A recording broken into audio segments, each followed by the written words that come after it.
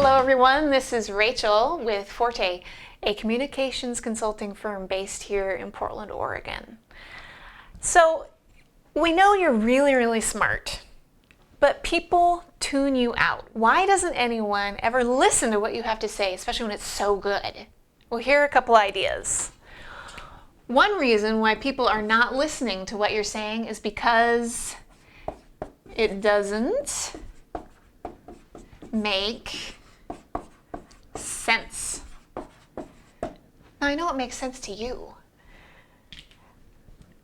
but people cannot climb inside your head and see what's going on in that really brilliant brain of yours. If you can't get it out of your head and into someone else's head, communication hasn't happened. You can't expect people to see things the same way that you do, have the same background that you do, the same understanding, the same perspective. You have to communicate your ideas in a way that other people want to hear them. And especially for really smart people, that is so irritating. But if you can't do that, none of your ideas are ever going to make any impact in the world. So if you want it to make sense to other people, you have to figure out how they want to be communicated with. Are they more of an issue person? Then get to the point, give them the details of how this is going to get the issue taken care of. Are they more of a relationship person? Then tell them about how this means something to them personally and you personally.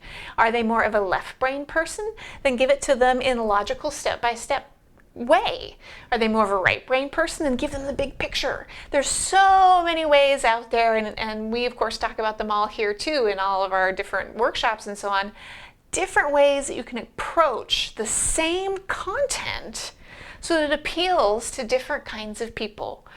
But if you have one way of communicating and that's the only way you're ever going to say it because that's the way that makes sense to you, don't expect anyone else to care. So that's reason number one why no one's listening to what you have to say. Reason number two why people are tuning you out even though you have amazing ideas is what you're saying, it doesn't matter. And again, I know it matters to you. I know you care about what you had for breakfast, and that's why you're posting on Facebook for all of us to hear. No one cares. If you want people to care about what you're saying, you have to make it matter to them. What does it mean to them? And you know, Facebook's a great example, actually, of where you can practice taking mundane details and putting them on Facebook so that people actually care. And if you don't believe me, do it. I can post a picture on Facebook of my toenails and make it interesting to people because, I mean, why are people on social media anyway? Really, it's because they're either bored or they're lonely. So if you can entertain them, or you can make them feel like they've connected with someone, all of a sudden they like what you're posting. That's an aside. When you're actually talking about the ideas in your head in a business setting that you need to get out there to your boss, to your coworkers, to your client, whoever it is that you're talking about, if you want to make it matter, you have to make it personal. You have to tie it in to what their goals are, to what their values are, to what their vision is. So that's how you make, because obviously it matters to you, you have to make it matter to them, or no one's going to listen to you. So those are your two tips for today. If you want people to actually listen, you have to communicate in a way that they can understand, and you have to communicate in a way that is meaningful to them, not to you, to them. It's not about you, it's about them. Got it? All right.